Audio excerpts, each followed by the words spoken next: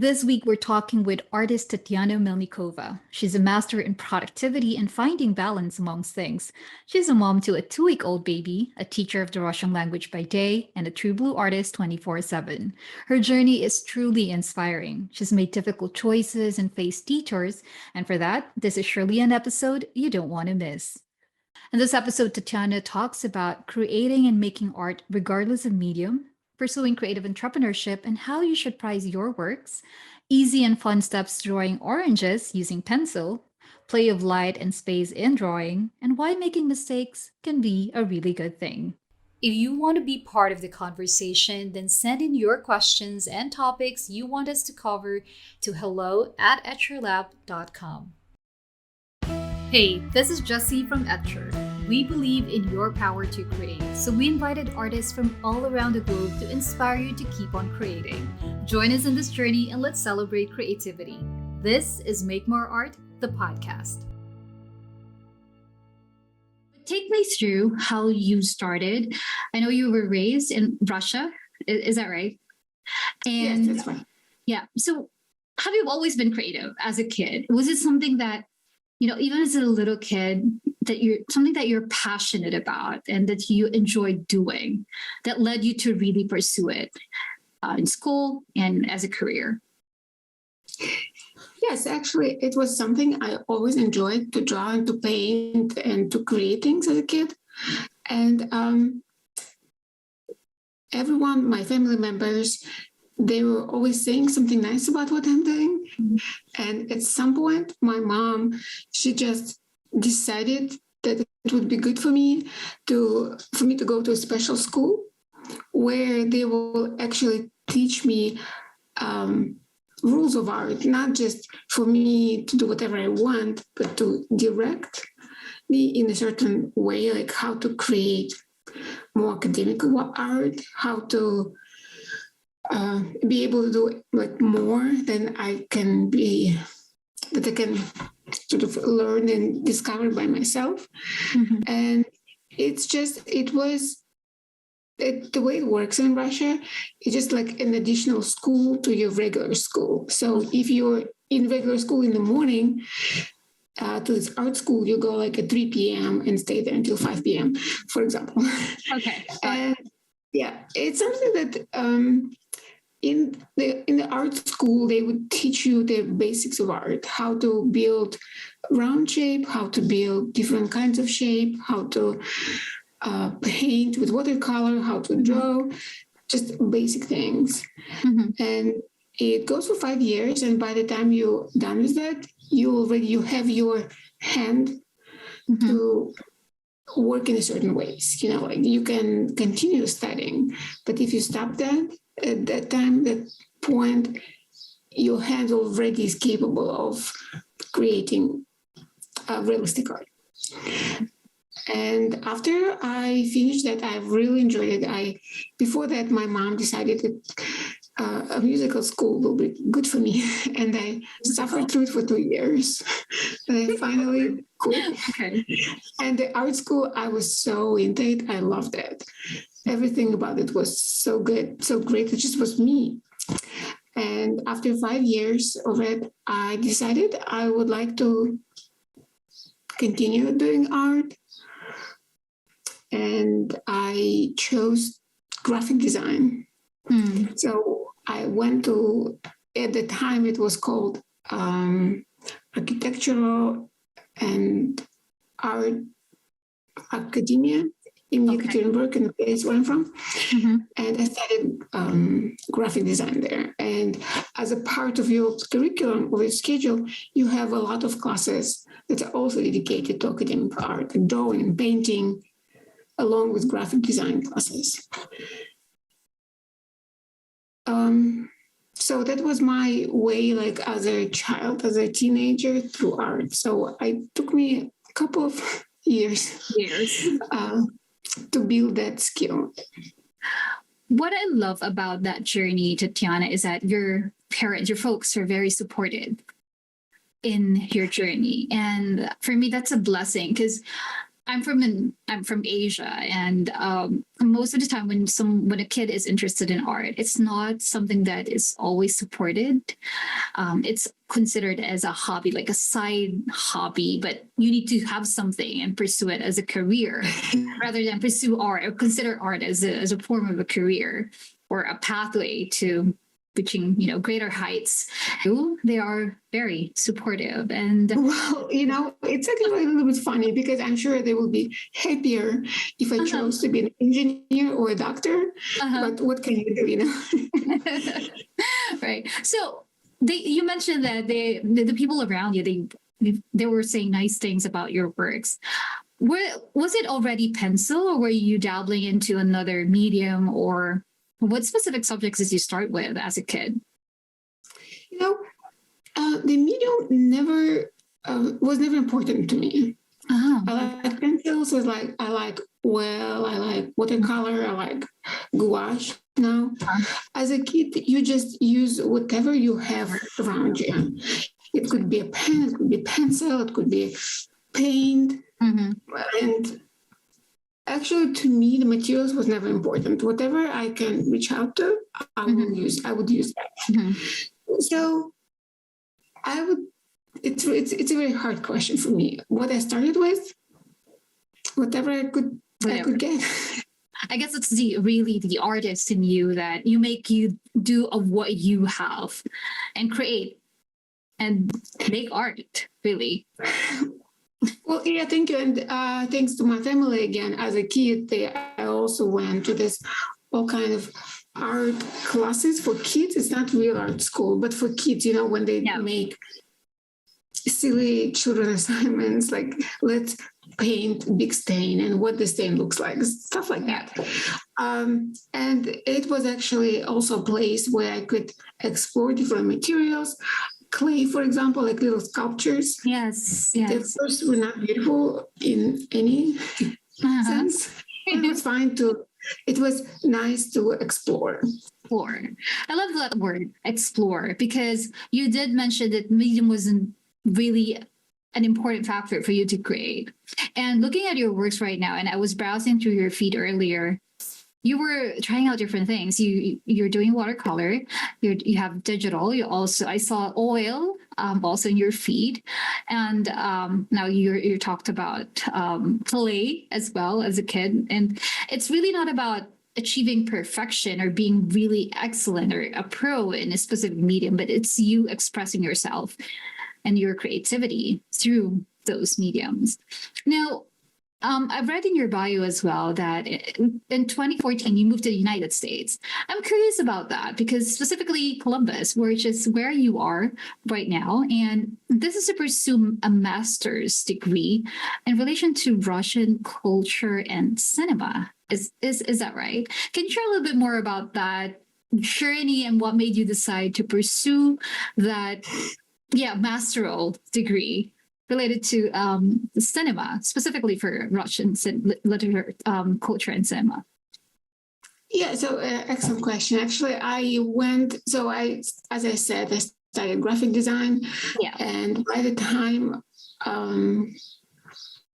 of this, when I finished that degree, I was really interested in theory, in teaching myself, like in being instructor myself. So I started master's degree in Russia and I finished it. And it was in theory of graphic design, in history and theory of graphic design. And I was particularly interested in Russian fonts, like Cyrillic alphabet and how it was formed.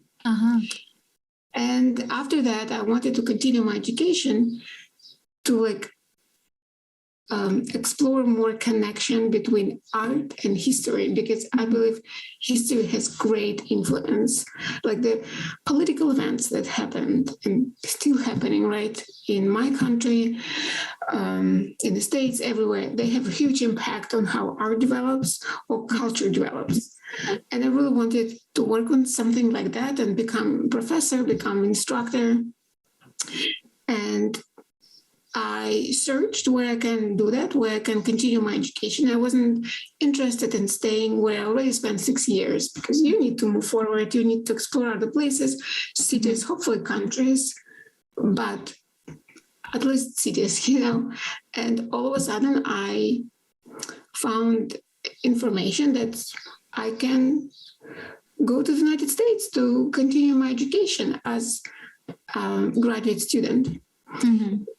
So, and I applied to several universities, ended up at Ohio State University here in Columbus. Mm-hmm. And I a little bit switched away from art, like visual art, to more broad art, like literature and film. And I spent here about 5 years. I finished my master's here, studying Russian film. And again, the connection between politics and art, it's just amazing how tightly they are connected. And my goal was actually to go to PhD and to be a doctor in that.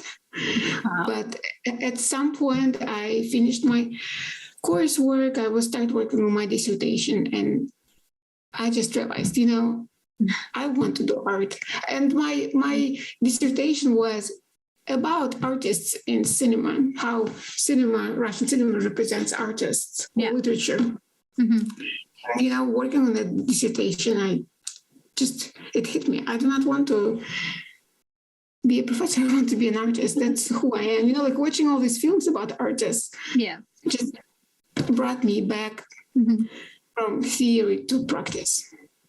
The journey that you took to getting your master and the thought process, why you pursue that and why you are currently in Ohio, is just fascinating, because you want to really understand what the role of artists is when it comes to connecting that, societal issues, political, and it's basically everything. And you're absolutely right. It kind of reminded me, and this is really amazing thinking about it now. I was at the museum last weekend, and it's a local museum here featuring local artists. And normally, because I was based in Singapore for a while, for about 9 years, and I love going to museums. But it's like the first time that I visited a local museum here in the Philippines, and featuring local artists. And when I looked at their works, it all featured something that's related to like an expression of how they see the society right now, or something. Your plan after you made that decision, was it to go full time? This is something that I really want to do. No inhibitions, no second guessing, but I want to be an artist and I want to pursue this. Did you have any sort of like, do I need a backup plan or any sort of hesitation before you made that decision? Yes, of course. It's dropping your PhD program was a big decision for me. I thought about that. I wasn't sure how it's going to work, but I was quite firm about the decision. And since when I did that, after I did that, I went to Amazon, I went online and bought books, how to be an artist, what it means to be an artist, what you're supposed to do. And advice that I got from all the books, all beginning artists, they have daytime job. If you have a daytime job and you consider yourself an artist, and that daytime job isn't necessarily related to your art, it's fine. You shouldn't consider yourself failure or loser or anything. It's fine to have a daytime job because you need to feed yourself. You need to dress yourself. You need to pay your bills. And let's face it, to start making money on art right away is nearly impossible, I believe. And what I read in these books, it's fine not to sell your works for $1,000 at first. It's fine. Mm-hmm. You shouldn't feel bad about it. Okay. So my backup plan, I guess, was to just also keep keep my mind open to other earnings and other like income ways to make other ways to make income. Right. So that's the only backup plan I have. And as my daytime job, I teach Russian language here in the States and teach Russian cinema and literature. Awesome. It's still, very much connected because language, cinema is still related to art. And I think that's also very encouraging with what you said, that it is okay if you have a day job and you're doing art on the side, because you're absolutely right. We have bills to pay. You need to eat, and it's okay to start slow and gradually get to that point where and you can really go full time as an artist. So this is something that you do full time now, or is it still on something that you do on the side? I'm still doing both because art is still not as reliable as I would like it to be. Sometimes it goes well, sometimes some months, some time periods, it goes very well, and then it's quiet for a couple of months. So it's something I'm still not comfortable relying on. But it's getting better, I think my advice for others is just to find a balance where you feel comfortable with it. If you feel comfortable with just a few hours a day dedicated to your art, go with that. If you need more time, you need just to find balance how much money you need to survive and to see how much money you can make on daytime job and your art. So there's no recipe I have. I think it's very individual situations, and you shouldn't feel bad about what works for you. Speaking of balance, so this is something that I learned from you when we were conversing about doing this interview. So you just had your baby. So congratulations. Your baby girl, just 2 weeks old, so adorable. But normally this is a common question, especially when you're doing art on the side and then you have your day job, right? And I know you have an Etsy shop as well. And going through pregnancy and now having a kid, most people would say that's a lot on your plate. And sometimes, art has to take the back seat, or something that you love or enjoyed as a hobby will have to take the back seat because all of these things that you have on your plate. When you talk about balance, that just reminded me that I should ask Tatiana about this because you're doing a lot. Having a baby, I figured that sleepless nights, and then you're still doing your art, something that you're passionate about, and then your other job. So how do you do it? How do you keep that balance? I think for me, the key is to keep myself organized. Okay. So it's very hard. It's still, again, as you said, she's 2 weeks old. I'm still learning and adjusting, and she learns as well. Yeah. But I try to keep myself organized. For example, I have plans for a month. I have plans for a week, and I have plans for a day. Wow. Like what I want. For example, Instagram, I believe, is a very big instrument for me. And recently I haven't been very active there because maybe. But I have a plan for the month, what I want to post there. I have a plan for a week. For example, I want to post on this account and on this account. Yeah. And then you take much time to get work done for this account and for this account. So I try to plan. And then she will be sleeping 2 hours after I fed her. Like 4 times a day. So these 2 hours I will do this, these 2 hours I will do that. So I try to plan as much as I can, and that is really helpful. That's a good advice about planning. I think structuring and organizing your day and being planning, like what you said, weekly, like your daily plan, especially when you have like bigger responsibilities. Like with you, it's having a baby. That's huge. But to be able to set something and put something in placeholders, have something organized will really help. Note to self, because I'm not really good at really allotting time for most of the things that I want to do. But when I believe what you're saying is that when you are organized and you're really allotting a specific time for a task, and therefore you're guided. So that's a really good tip there, for keeping the balance and still being able to do the things that you love. In this case, art, and of course, covering all those responsibilities that you have. Now, we talked about earlier different mediums that you've been using, and like what you said, you're not very particular. It's not about a medium, but it's about just being creative and making use of that medium to create. Now, I know that you had your live demo with us and you'll be doing your class. Well, the recording of this video, the class is happening tomorrow. But if you're watching this from YouTube, listening from Spotify or Apple Podcast, you can still access the class of Tatiana on the Etcher Studio website. But we're going to be talking about it, and what you will be expecting. So it's really a great piece of art that, when Tatiana showed it to me earlier, for a beginner, we've always wanted to do something realistic, something that has 3D and, but sometimes kind of intimidating. So with Tatiana's help, she will be able to showcase you how you can easily do that. So Tatiana, let's talk about the mini workshop that's happening tomorrow, May 8th. What it is that you will be sharing with our students from Etcher? So I will be drawing. I will be using graphite pencils, and I will be drawing oranges. And I have an example over here. I already did that, and I'm going to be doing it tomorrow as well. So in this class, we will draw several oranges together.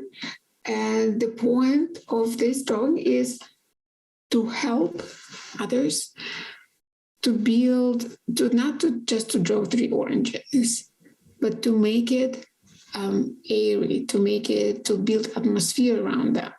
And I like to think of when you're drawing, you're not drawing objects, you're drawing light and space.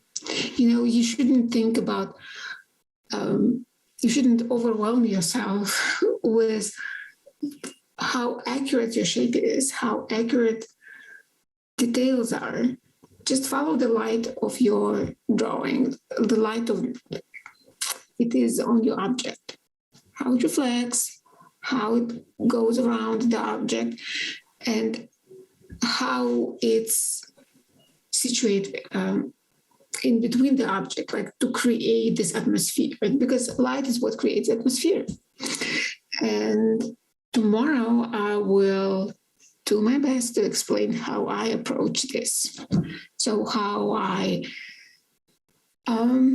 distribute the focus of the viewer of my work, how to put details on some parts, but not on the others, so not overwhelm your drawing, and to make it expressive, to make it easily recognizable, just to make it light.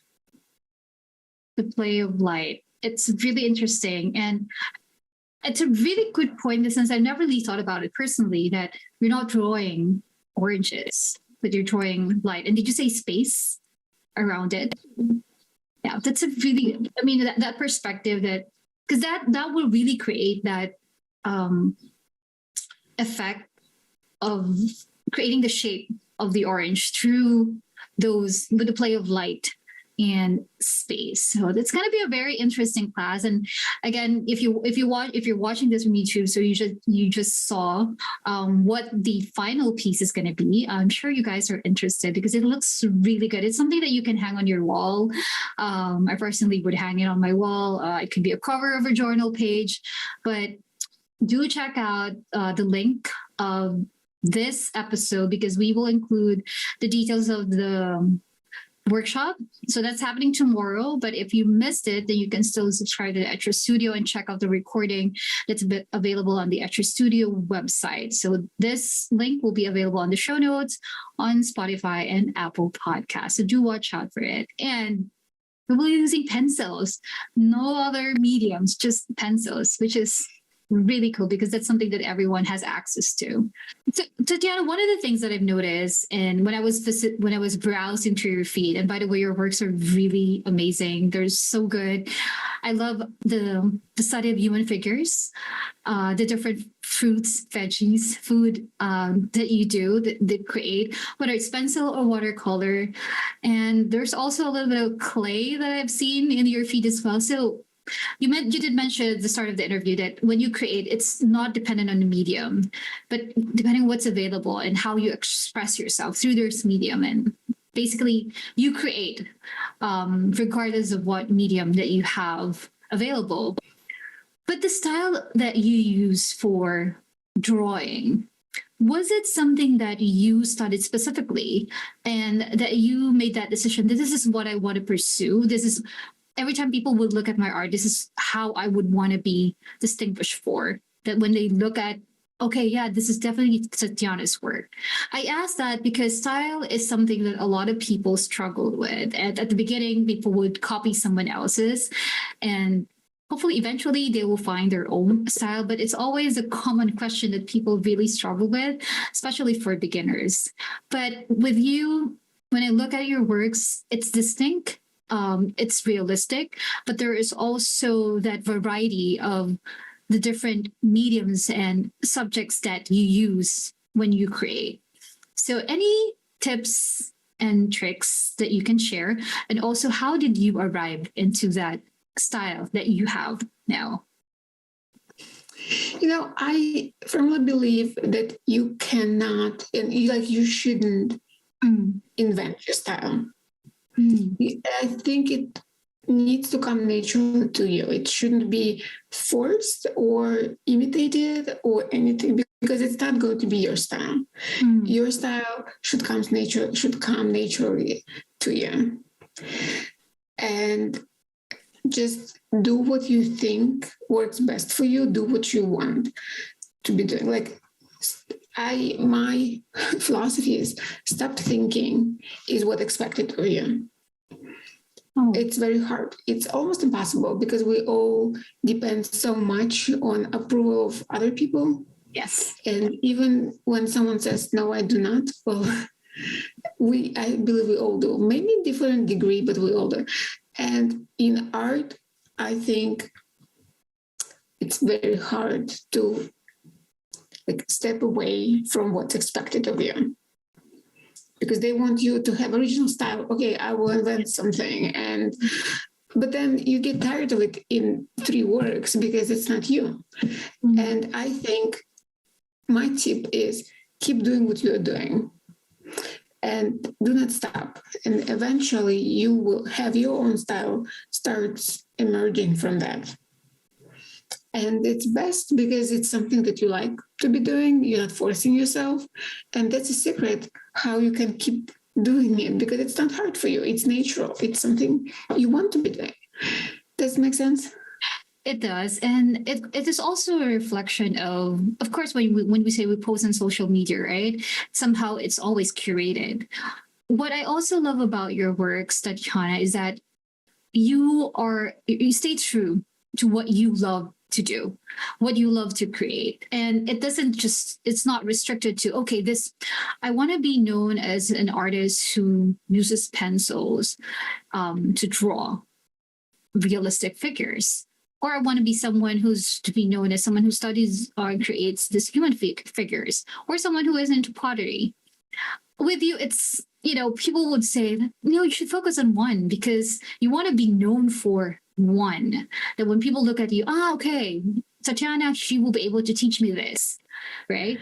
But with you, it's the opposite, and this resonates with what you're saying right now. You just need to do what you love to do, and express yourself. It's not living up to what other people are expecting you to do. Like, especially on social media, you're expected to have a niche down, and that's a very popular subject. It's totally like another lengthy conversation around it. But with you, it's different. It's like when you look at your works, it's really, she loves doing all of these things, and it's aligned with what you just shared earlier. Yeah, go ahead. Yeah, I think you should not limit yourself. You should not put yourself in any sort of a box. You should be doing what you want to do. And that is secret to me how to arrive to a certain point. And sometimes I have moments when I'm tired of pencil, of oil, of this style, and I want to do fashion illustration. Yeah. And I just create new Instagram account, and I have a couple of other Instagram accounts that I have illustration in it, or I have like really rough and careless sketches of like olive oil or some other like food items that's not very classy, let's put it this way, you know, like some boxes and packages and stuff like that. And I just create new account and I post those things on that account, and then I get tired, like I let the stuff out of me, and I return back to my art. So there's ways to manage this, but there's no way you should be limiting yourself. Just try to find, if you want to keep your Instagram, your social media very carefully curated, as you said, Yeah. do that. You just need to find like different ways to get it out there. Create a second Instagram account. It's not that hard. It's free. It's 1 minute thing. And I think it's very important to stay true to yourself. Do whatever you feel like doing. I thank you for saying that. Being true to yourself, because it's so easy to get lost in all of these expectations and algorithms, and what's what's the hype and what everyone is talking about, whatever kind of medium in the art world. But with you just mentioned earlier, and I was reminded of a post that you did. It's about Moira Rose style. You created a separate account, and I checked it out, and it's digital. And it's all about wisdom, something like that. Is that right? So most of learn. Yeah, share. Can you share a little bit more about that? Because it's from Schitt's Creek, right? I haven't seen it, but people are saying that it's really good. Yeah, can you share a little bit more about that? So it's a show I've been watching a couple years ago, and I really enjoyed it. I've enjoyed it so much, especially that Moira Rose character. And once the show was over, I felt this emptiness. Like I want to keep watching it and to go back and rewatch it again. Or how many times you can do it? 1 time, 2 times, no more than that. And I wanted to feel that emptiness with something, like keep seeing Moira Rose, keep like having her in my life. And I know it sounds a little bit silly, but I created this Instagram account and started posting her outfits because I was really in love with her style and with her wisdom, because it's a little bit silly again, but she has some advice that can be useful. And so I came up with this idea to post her outfits and her advice under each outfit. Yeah. And so like all of a sudden the Instagram account started growing, and it just worked out. I haven't worked on it for a long time, since maybe last year. But again, we watch new shows, our life goes on, we get into new things, and I really like what you did there when you watch the show. I've been hearing about Schitt's Creek, but I haven't got around and watching it, but I've heard really good reviews. And when I saw that on your feed, I was like, maybe this is a sign to check it out. Because like what you said, the same thing with me, with Friends. I've rewatched it several times. It's so good, and I don't want it to end. So I think you mentioned Friends as well, that you watched it. But yeah, I mean, that what you did, created a new Instagram, and just because you want that to continue on, you want to keep seeing it or have a reminder, so create an account for it. That's digital works, right? The outfits and but it's an expression of, that's something that you love seeing, so you create an account for it and you make art out of it. So it's just a good reminder for people, especially to our listeners and who are watching this episode. just the words that to be true to yourself, what you said earlier, just keeps playing in my head. And sometimes, yeah, those are simple words, but we really need to be reminded. So, Tatiana, any other golden nuggets that you can share with someone? I know we've talked a lot about several things on this podcast, from your journey, how you started, how to balance your time, and how to pursue art and still have your day job, and still, finding the time to create and pursue what you love and being true to yourself. But any other, and also your workshop, we talked about that. Again, that's happening tomorrow. So please do check it out. But any golden nuggets that you can share with our audience, especially those who are starting out in making art? Well, what I can think of, what I haven't mentioned yet, is especially when you start something, especially when you start doing art, you often compare yourself to someone else. Yeah. And that inevitably in the beginning leads to disappointment. I'm not as good. I failed another drawing. I failed another painting. Thoughts like this. I just want everyone to know I also do sometimes. I also fail some drawings and paintings and I start over. And sometimes I do it second time and I start over third time.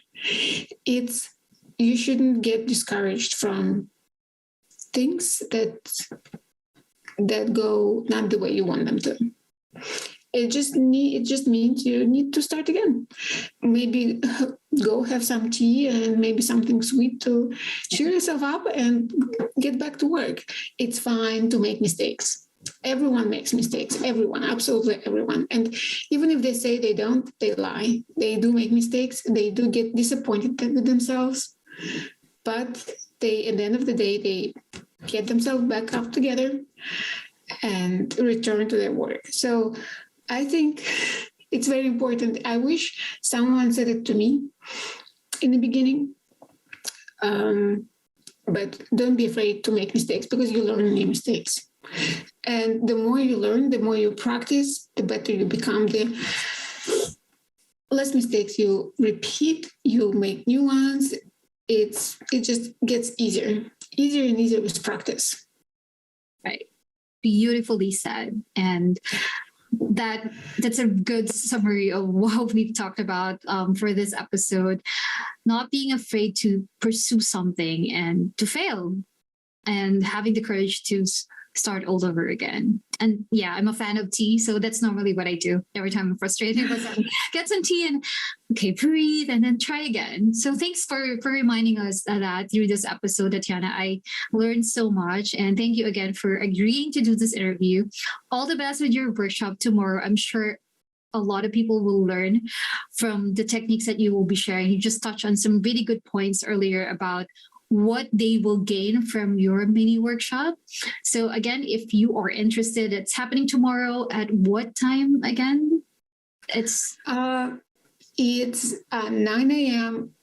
Eastern time, so New York time. Yeah, 9 a.m. And I will be happy to share my tricks, how I work, how I draw, and how I build this sense of space.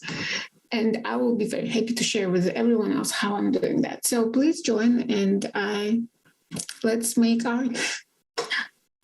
Good point to that. Let's make art. Thank you so much, Tatiana. I will also include your Instagrams if you want to DM. Probably some delays.